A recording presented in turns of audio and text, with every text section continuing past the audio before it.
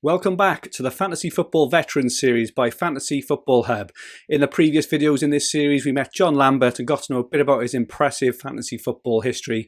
If you missed it, the links are in the description below. In this video, we're going to learn what it's like managing an FPL team from the United Arab Emirates. So, John, what are the challenges first, I suppose, of managing an FPL team from the UAE? Well, it is. I think the time zone's a major difference. We're fortunate out in the UAE to have every single game on TV, so that's a real bonus. Oh, wow. You know, I know that it's frustrating in the UK that you're restricted to your no Saturday 3 p.m.s, etc. We've got every single game on, and I'm not one for watching every single game, to be honest, but we've got that ability there, so that's fantastic. The downside being that most of our games, they're on later. Every game's on a school night, so Sunday's the start of the working week. So even the Saturday games are on a school night. Of course, yeah, I didn't think of that. Yeah. Yeah. So you've always got work the next day. Yeah. Champions League games are on at 11 p.m. or 12 p.m. at night. Oh, no way. So it can be. I know some of the guys out in the FPL community probably got the games on the early hours of the morning, so it could be worse.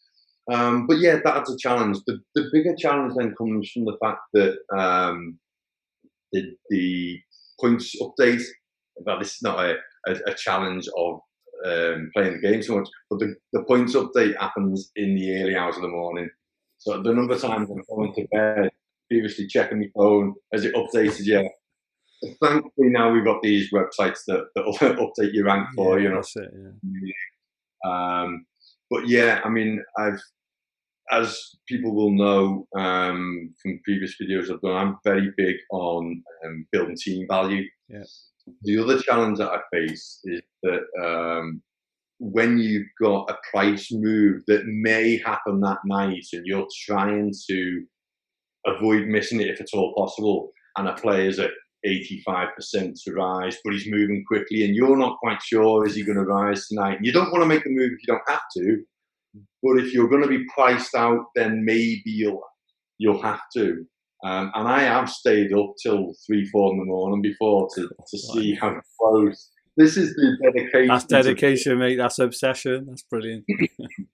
Although I remember doing that once and I fell asleep. And Vardy did rise, and I did miss out on that price rise, and I wasn't impressed. But yeah, that's one of the challenges, the timing. Flip side of that, the positive is that we never get the 11:30 a.m. Deadline on a Saturday. It's 3:30, 2:30 in the afternoon. Oh, right, so okay. being out the night before, I think we've all been there before. Yeah. You wake up at midday, you miss the deadline. I mean, you've got to have a really heavy night to miss the deadline in the UAE. So there's that. Is everyone interested in the Premier League? Does anyone play FPL? Yeah, absolutely. I mean, so the thing about Dubai, it's very much an expat country. Probably 85% of the population is non-local. And it's, I mean, a population, a lot of Europeans, a lot of Brits, a lot of Americans. The Arabs love football. A lot of Real Madrid fans, a lot of Liverpool fans. Oh, wow. I mean, I'm a big part of the Liverpool supporters club here, Dubai Reds, and the upturn in Egyptian fans coming into our sports bar when we bought Salah. Yeah. I remember the Roma semi-final in the Champions League, and I'm walking around the bar saying hello to new members, and the number of Egyptians in there just singing for Salah. I'm sure that singing for Salah more than for Liverpool, I think. But yeah, no, I mean it's really big. Yeah, a lot of football out here. I think we're also quite fortunate. We get our little moments here and there. As you probably know, the footballers often holiday out in Dubai, so we do get the odd opportunity to grab a selfie or to see them. That's amazing.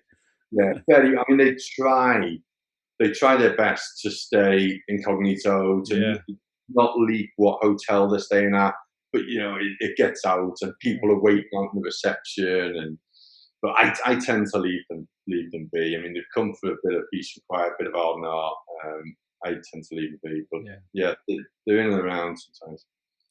Just to touch back on the price rises we were talking about there, I'm playing a couple of the off-season games at the moment where there are no rises, and oh my goodness, it's so calm. I never realised how much of a fanfare and how much, I was use the word kind of stress, but it kind of is a little bit, because all week when you're looking at a player and you're always wondering about, there's 15 players in your squad who could potentially go down in price.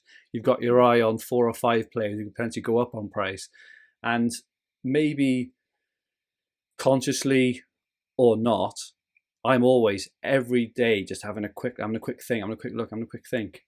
My goodness, now I'm playing a couple of the games that haven't got it in this lockdown period. My life is an absolute breeze. It's incredible because you just know there's no issue with it, and even for things like injuries and things, you'll always find out. I was talking with Adam Hopcroft about around the kind of obsession around it. You can't put your phone down. You've got to get all the news. You've got to get all the price rises, all this kind of stuff. But what are your thoughts on that, John? Do you think the rises are?